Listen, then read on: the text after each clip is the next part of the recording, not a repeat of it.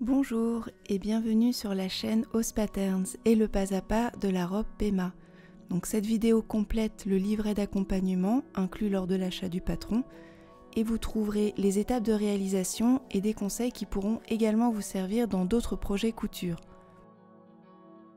Si cette vidéo vous a aidé, qu'elle vous a appris quelque chose, n'hésitez pas à la liker et à vous abonner pour rester informé des nouvelles publications. Je vous souhaite une belle expérience couture avec Ose Patterns. Tout d'abord, je commence par couper mon tissu. Mon coupon, que j'ai lavé au préalable, est plié en deux, l'envers face à moi. Je place les morceaux du patron qui doivent être coupés 2 fois ou 1 fois au pli. Alors l'expression « une fois au pli » signifie que votre morceau est symétrique et que plutôt que de couper le morceau entièrement, vous pliez le tissu en deux et vous coupez la moitié pour avoir un morceau entier. Vous avez un bon exemple là avec le dos que je suis en train d'épingler tout au bord du tissu le long du pli.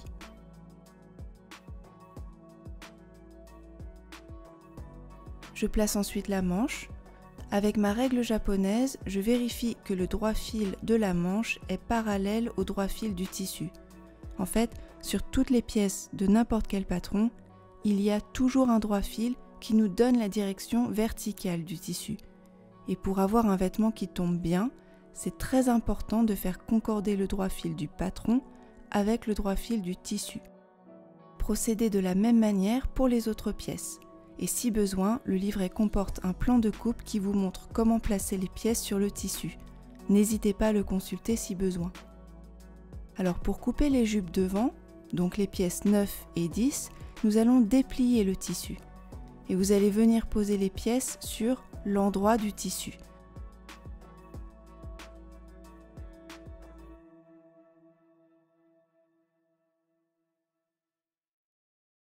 Et nous allons pouvoir couper les pièces.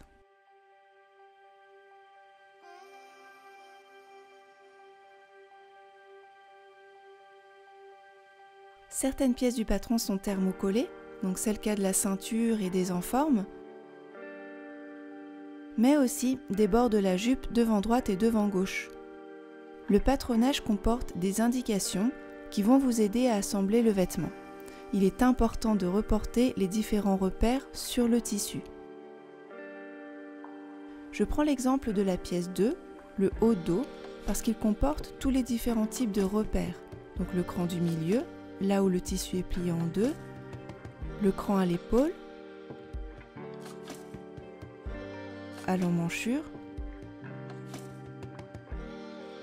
les crans qui correspondent à la pince et le sommet de la pince que je marque au stylo magique. Et pour avoir le point de l'autre côté, j'utilise une épingle pour me repérer.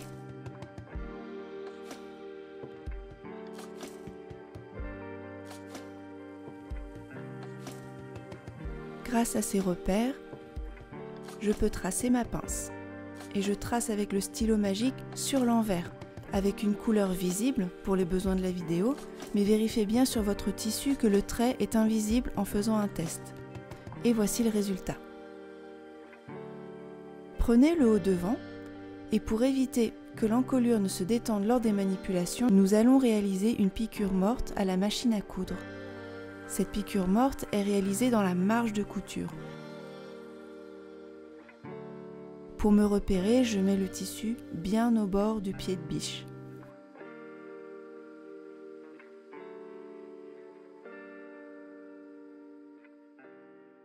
Réalisez la piqûre morte de l'autre côté également.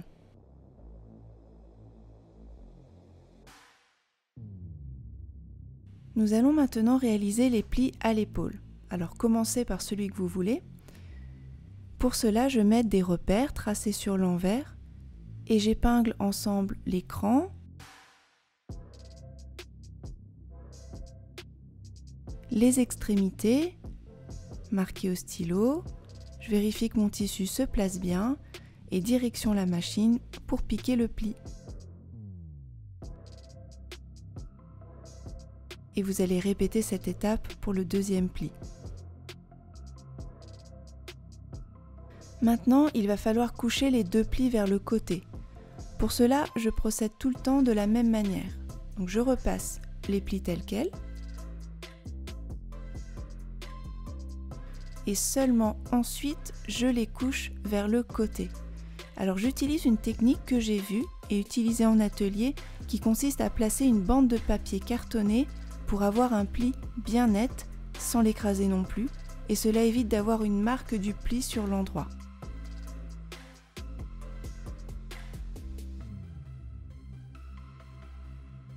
Pour les plis à la taille, c'est la même histoire.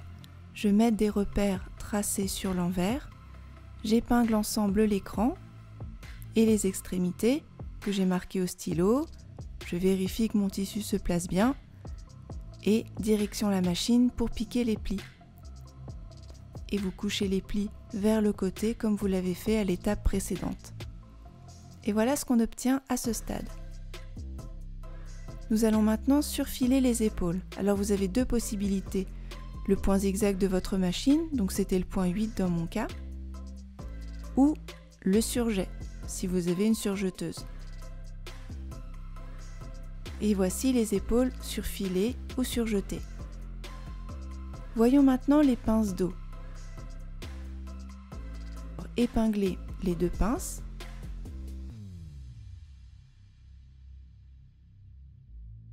Et avant de passer à la machine, lorsque vous piquez une pince, n'oubliez pas de laisser 5-6 cm de fil pour pouvoir faire un nœud et sécuriser la couture de la pince. Commencez par le sommet.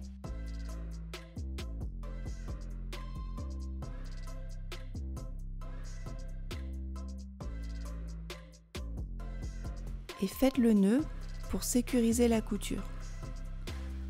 Ensuite, vous repassez les pinces en les couchant vers le centre. Et comme pour le devant, surfilez ou surjetez les coutures d'épaule. Ensuite, nous allons assembler le haut dos et le haut devant par les épaules.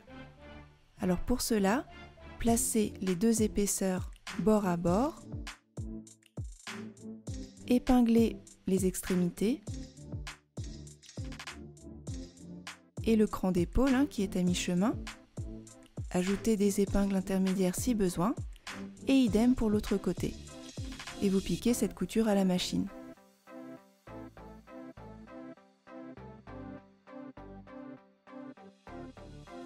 Nous allons ouvrir les coutures avec la technique des bandes cartonnées.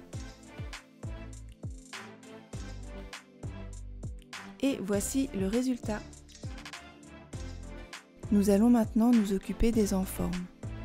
Pour rappel, les enformes sont thermocollées. Placez les pièces 3 et 4 endroit contre endroit pour venir les assembler. Ouvrir la couture au fer et surfiler tout le bord de l'enforme.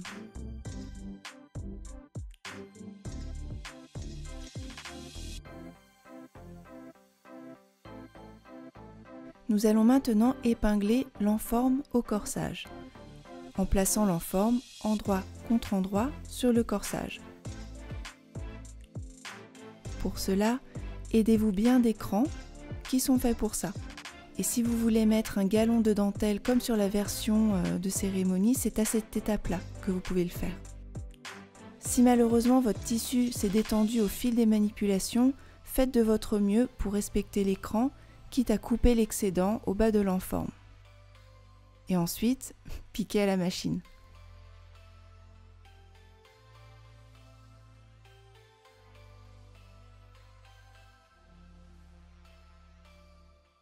Nous allons replier l'enforme vers l'intérieur du vêtement. Mais avant cela, pour aider le tissu à bien se placer, nous allons faire des crans dans les marges de couture avec le bout de nos ciseaux. Alors ces entailles vont libérer la tension au niveau des marges de couture et le tissu va se placer plus facilement. Crantez de manière régulière tout le long de l'enforme en rapprochant les entailles entre elles dans les zones les plus arrondies, là où ça tourne le plus, en particulier autour du cou.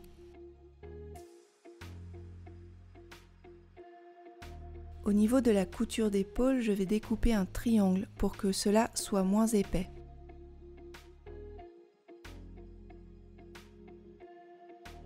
Repassez la marge de couture vers l'enforme. Et pendant le repassage, veillez bien à ne pas écraser les plis du devant. Et là, je me suis rendu compte qu'il y avait encore un peu de tension au niveau de la marge de couture, donc j'ai fait quelques crans supplémentaires. Nous allons réaliser une piqûre nervure en piquant ensemble les marges de couture et l'enforme. Cette piqûre nervure se fait à quelques millimètres de la couture. Elle va nous aider à retourner l'enforme sur l'envers et le résultat sera plus net.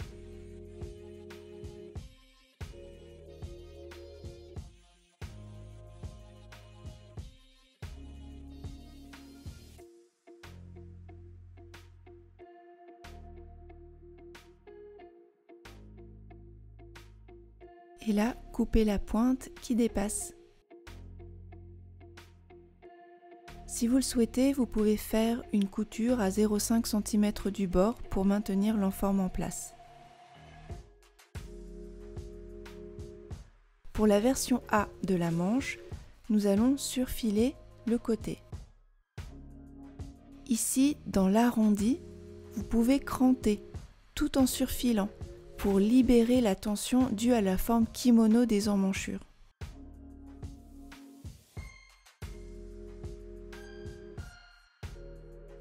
Nous allons assembler les côtés en veillant à avoir une forme arrondie et non un angle.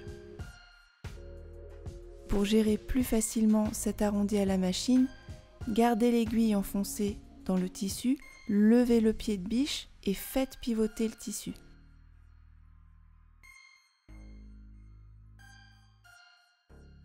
Nous allons ouvrir les coutures. Et pour terminer la manche version A, nous allons surfiler le bord de l'emmanchure.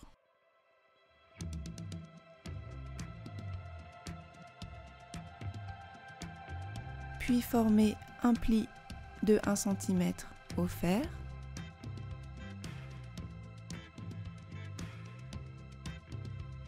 Que nous allons piquer à la machine. Repasser. Et voilà le résultat. Pour la version B de la manche, assemblez la manche en respectant bien les crans de montage indiqués sur le patronage.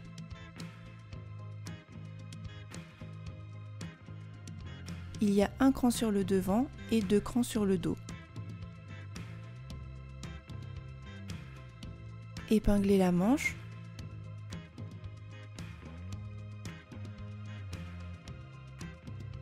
En commençant par les extrémités, en épinglant l'épaule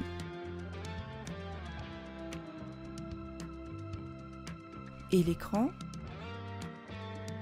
puis placez des épingles intermédiaires tout au long de la couture. Piquez la manche à la machine à coudre.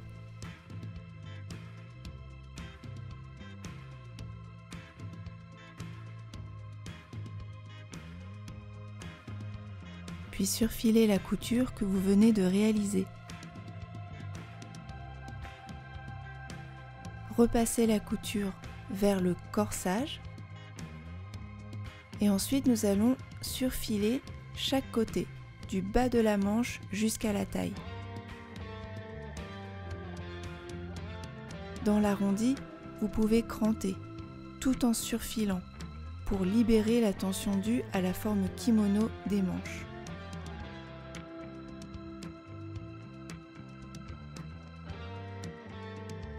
Épinglez les 2 épaisseurs et lors de l'assemblage, veillez à avoir une forme arrondie et non un angle.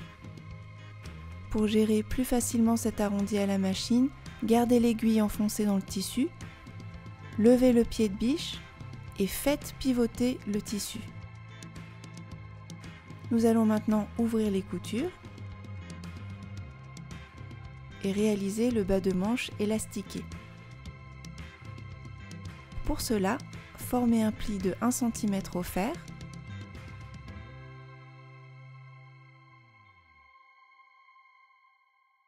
Puis replier de nouveau de 2,5 cm. Alors 2,5 cm, pourquoi? Parce que l'élastique fait 2 cm de large.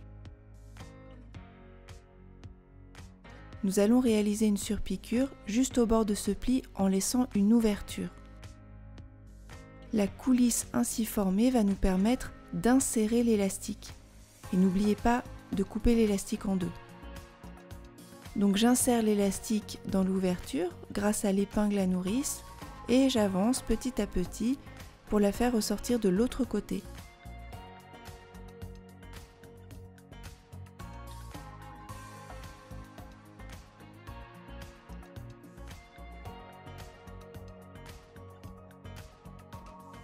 Et quand j'ai fait sortir l'épingle à nourrice, je ferme provisoirement l'élastique pour bien répartir les fronces.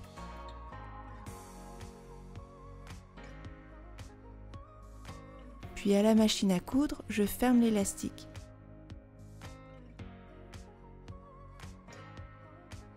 Ici, je superpose simplement les deux épaisseurs d'élastique.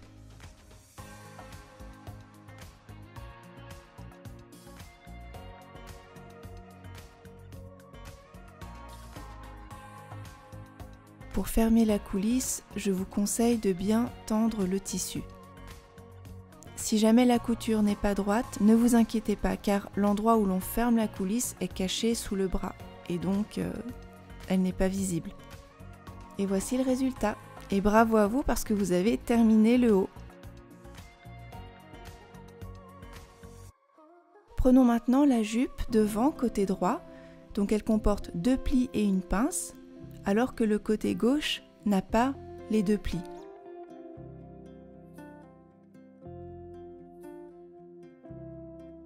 Pour rappel, lorsque vous avez coupé les jupes devant droit et devant gauche, c'était l'endroit du tissu qui était face à vous. En effet, lorsque je retourne ma pièce, je peux voir ma bande de thermocollant, les 2 plis et la pince. D'abord, j'épingle les plis. Je procède comme pour le haut.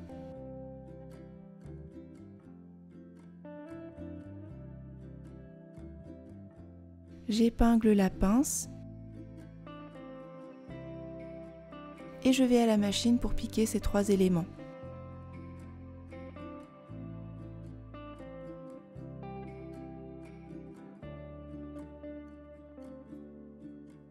N'oubliez pas de laisser un peu de fil pour la pince. Puis repasser et coucher les plis vers le côté.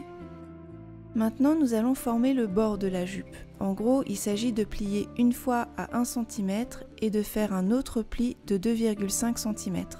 Avec ma technique de la bande de papier cartonné, je vous propose de plier d'un coup de 3,5 cm. Elle est graduée pour me permettre de repérer ces fameux 3,5.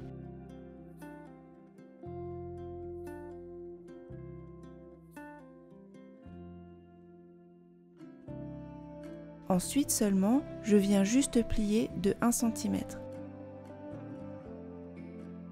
J'aime bien cette technique parce qu'elle est précise, mais vous pouvez tout à fait plier de 1 cm et ensuite de 2,5 cm.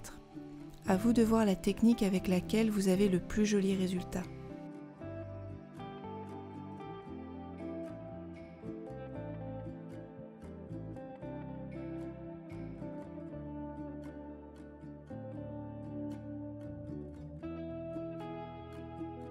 Nous allons surpiquer au bord du pli que nous venons de former.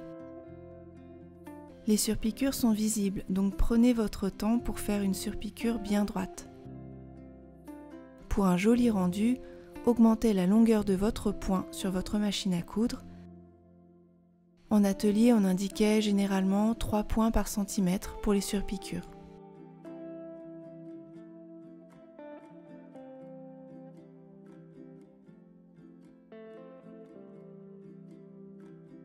Et procédez de même pour la jupe côté gauche qui, contrairement au côté droit, ne comporte pas les plis.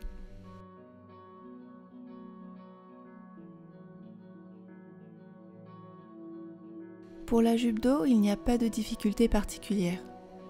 Épinglez les pinces, piquez-les à la machine et repassez les pinces vers le centre. J'attire votre attention sur le cran du milieu dos, là où le tissu est plié. Vérifiez que vous l'avez bien, car il va nous être utile lors de l'assemblage avec la ceinture.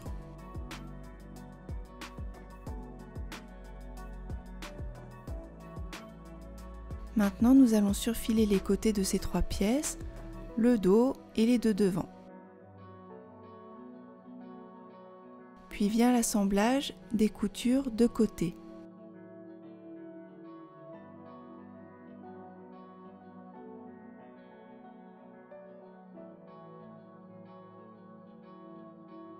Épinglez les 2 morceaux ensemble en utilisant les crans qui sont là pour ça. Rajoutez si besoin des épingles supplémentaires. Si jamais vous voulez rajouter des poches prises dans la couture de côté, c'est à cette étape-là que vous pouvez le faire. Après avoir épinglé, vous allez piquer le tout à la machine.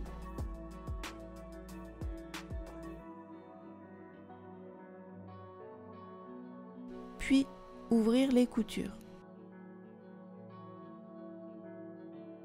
Pour ne pas laisser de marque sur l'endroit, j'utilise de nouveau mes bandes de papier cartonné.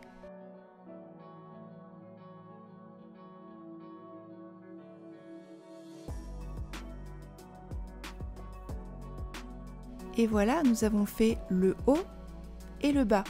C'est l'occasion de vous montrer ce qui nous attend par la suite.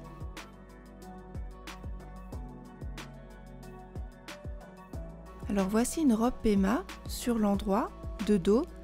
Vous pouvez voir qu'elle comporte une ceinture. Je vais l'appeler la ceinture extérieure. Là, j'ai retourné la robe et l'intérieur est face à nous. Vous voyez qu'il y a aussi une ceinture. Je vais l'appeler la ceinture intérieure. Je voulais vous montrer cette finition pour que vous puissiez mieux visualiser la couture sillon qui va arriver dans quelques étapes. En fait, on va venir piquer dans le sillon, ce qui va nous permettre de fixer la ceinture intérieure. Si vous n'avez pas bien compris, ne vous inquiétez pas, je vous montre tout ça en détail. Alors je ferme la parenthèse et nous allons nous occuper des ceintures. Une ceinture est composée de 3 morceaux. Le dos, le devant droit et le devant gauche. Et pour les assembler, vous allez utiliser ces petits crans.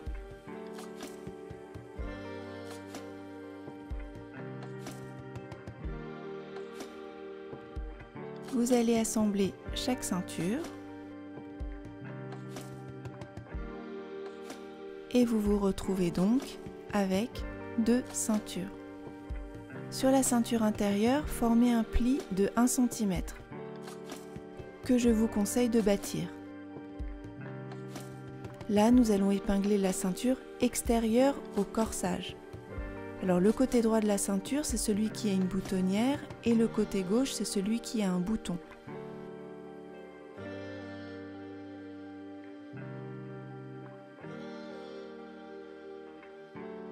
J'ai positionné des crans pour vous faciliter la tâche.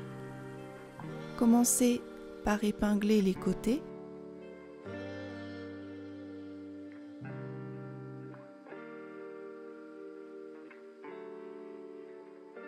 L'écran,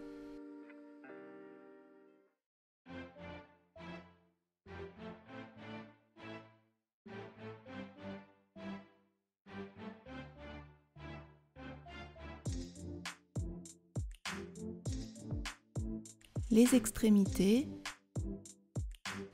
puis placez des épingles intermédiaires.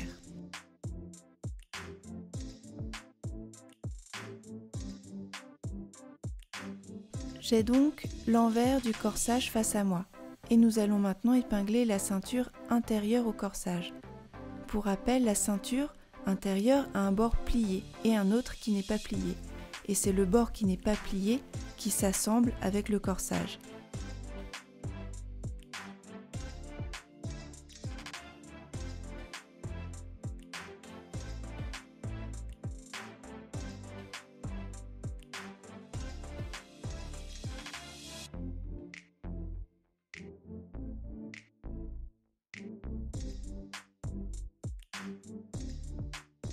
Regardons l'extrémité de plus près. Ici, j'ai 1 cm de marge de couture. Et là, il y a un cran qui vous indique la marge de couture. Il se trouve ici et il arrive à peu près à 1,5 cm du bord. Malgré le thermo et vos précautions, il se peut que votre tissu ait bougé et que tout ne concorde pas au millimètre près. Le plus important ici, c'est d'avoir un coin net. Donc vérifiez que vous avez bien ce point de rencontre entre toutes ces lignes pour que la ceinture et le haut se rejoignent.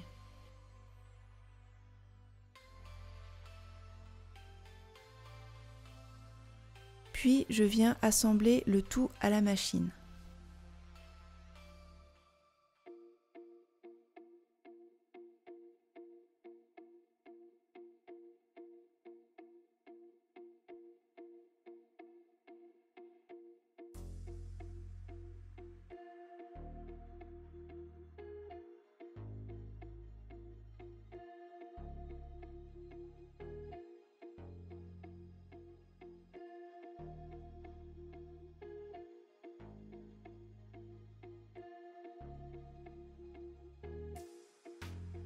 On va dégarnir les coutures pour éviter d'avoir trop d'épaisseur et des paquets de tissu, en particulier dans le coin.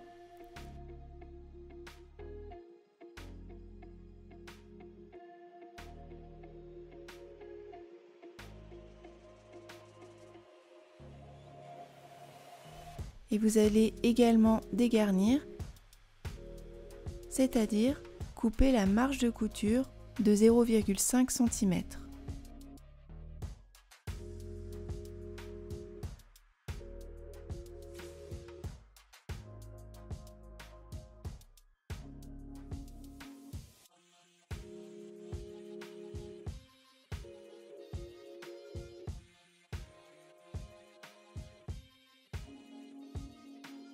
Je vais retourner le coin en pliant au préalable les marges de couture. En pliant au préalable les marges de couture, j'aide le coin à bien se former. Puis je repasse les ceintures pour que la ceinture intérieure se place bien sur la ceinture extérieure. Vous pouvez utiliser la technique de la bande cartonnée, mais je vous avoue que je n'ai pas eu le courage. C'est un peu fastidieux, mais la couture sera plus nette, mieux définie. D'ailleurs, il est plus simple de repasser la ceinture à cette étape sans la jupe pour vous gêner.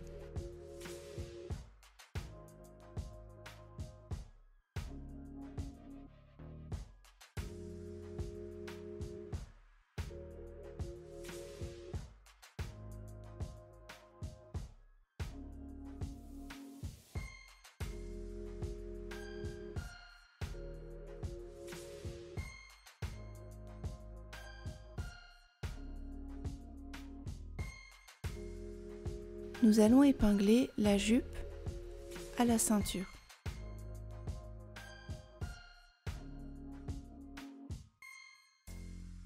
Commencez par épingler les côtés.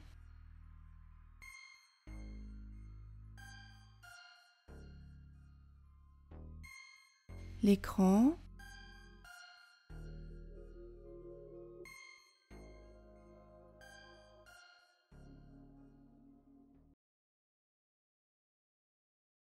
Les extrémités.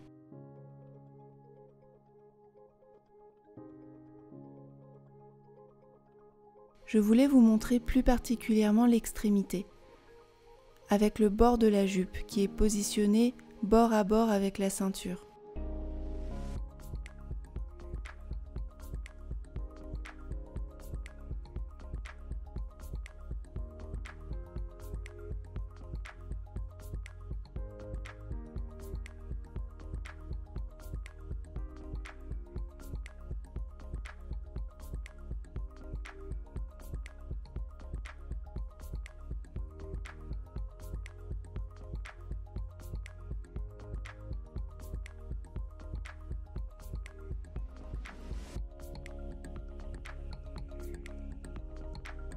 Et ensuite, nous allons piquer à la machine à 1 cm du bord.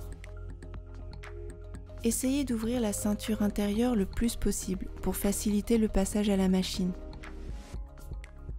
Alors là, volontairement, je n'ai pas voulu accélérer la séquence pour vous montrer que certains gestes sont parfois plus lents et que c'est nécessaire pour piquer avec précision.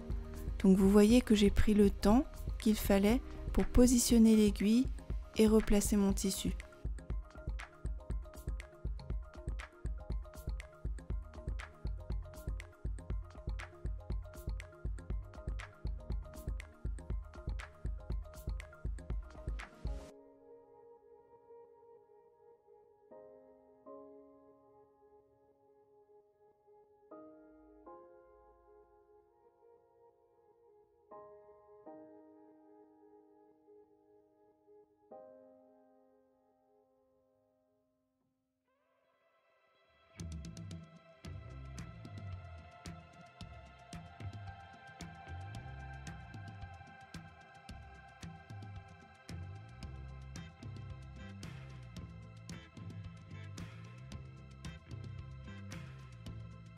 Vous allez dégarnir la marge de couture de 0,5 cm,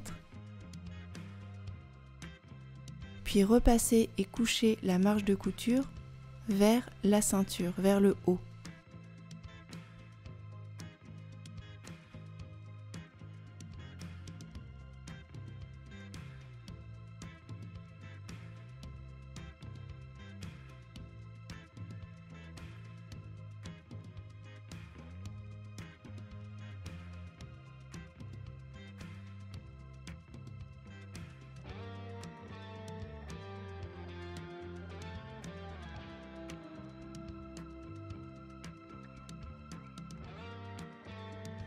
Si on regarde de plus près, cela donne ça.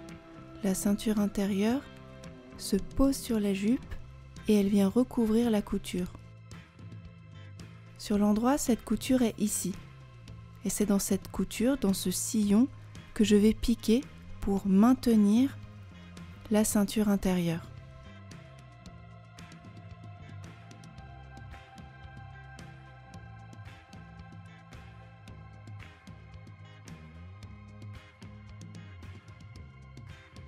Pour être sûr de bien attraper toutes les épaisseurs, j'ai placé des épingles et je vais bâtir. Je bâtis la ceinture pour la maintenir fermée et pour être sûr qu'elle recouvre bien la couture.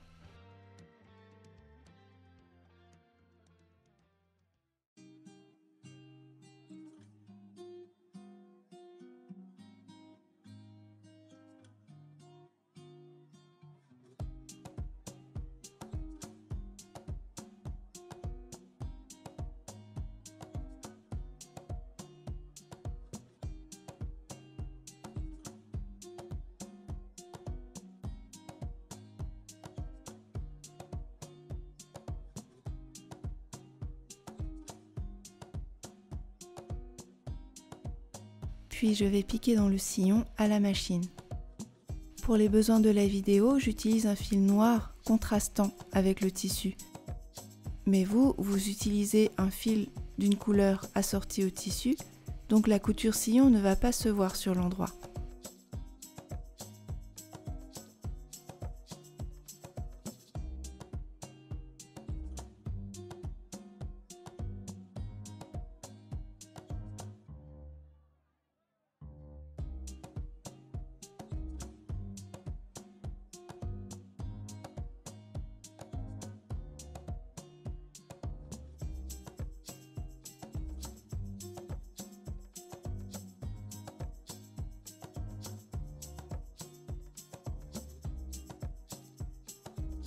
Et voilà ce que ça donne.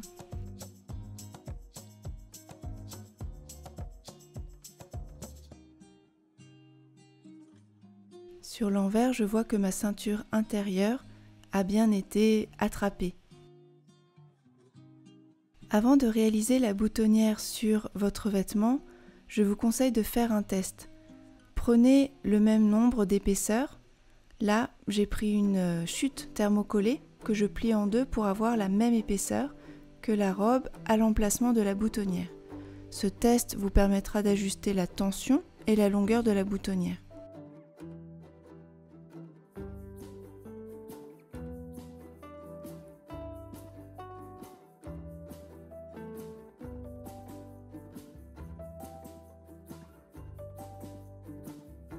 Pour ouvrir la boutonnière, il existe de nombreuses techniques en fonction de la matière, mais dans ce cas-là, j'utilise simplement mes ciseaux coupe-fil.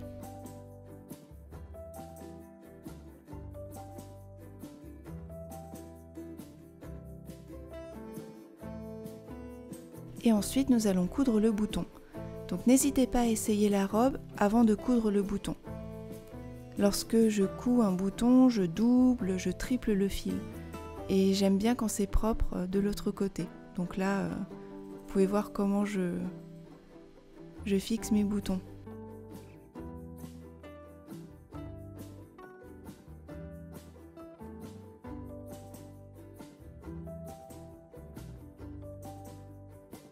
Ensuite, l'agrafe, elle est composée d'une partie mâle et d'une partie femelle. Je commence par la partie femelle que je positionne à l'intérieur. Et en fonction de votre tissu, à vous de voir s'il est joli ou non, que les fils soient visibles depuis l'endroit. Dans mon cas, je ne souhaite pas que les fils soient visibles depuis l'endroit, donc lorsque je fixe l'agrafe, je prends garde à ne prendre qu'une seule épaisseur.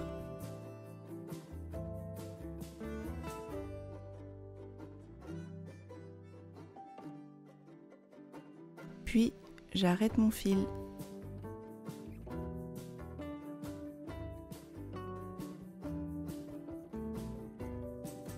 Je poursuis avec la partie mâle.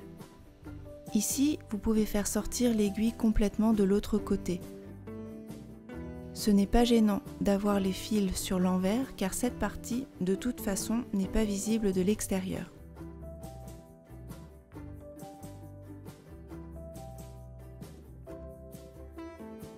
Faites du mieux que vous pouvez pour coudre l'agrafe solidement.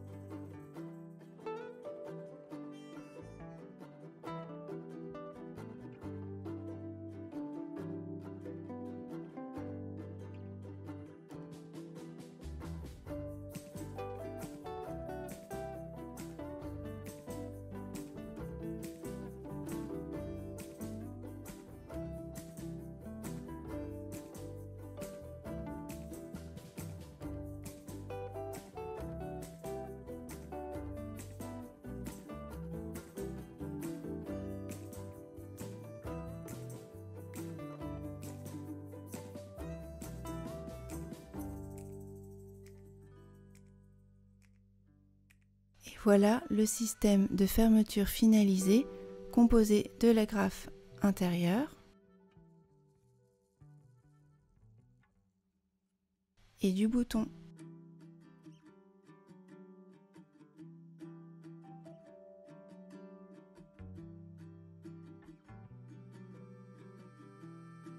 Maintenant, nous allons former l'ourlet.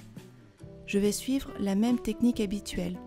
Avec ma bande de papier cartonné, je forme un pli de 3,5 tout le long de la jupe.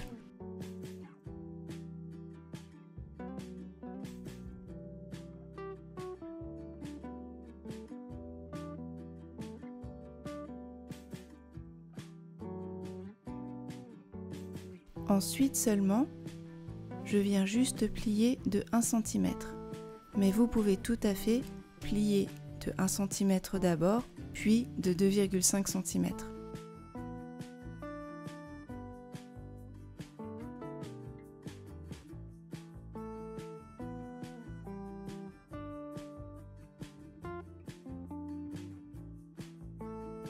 Ensuite, on réalise la surpiqûre à la machine.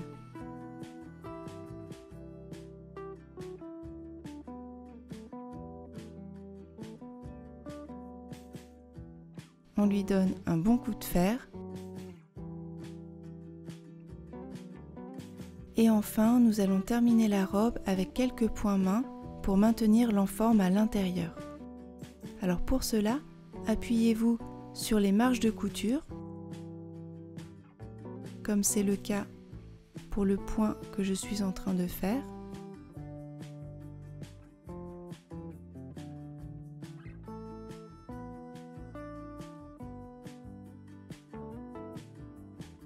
Ou vous pouvez également vous appuyer sur le pli.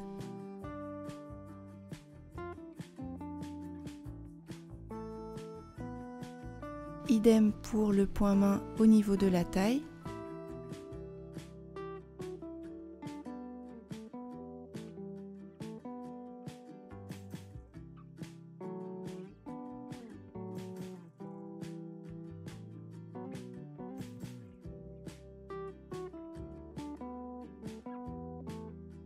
Et voilà. Alors bravo à vous d'avoir osé braver toutes ces étapes. J'espère que la vidéo a pu répondre à vos questions sur l'assemblage de la robe Pema, et si ce n'est pas le cas, n'hésitez pas à laisser votre question en commentaire car elle pourra certainement aider d'autres personnes. J'espère que vous avez passé une bonne expérience couture avec Ose Patterns et que cette robe vous rappellera votre force et les choses merveilleuses que vous êtes capable de faire. En attendant la prochaine vidéo, retrouvez-moi sur Instagram ou sur le site osepatterns.com. À très bientôt.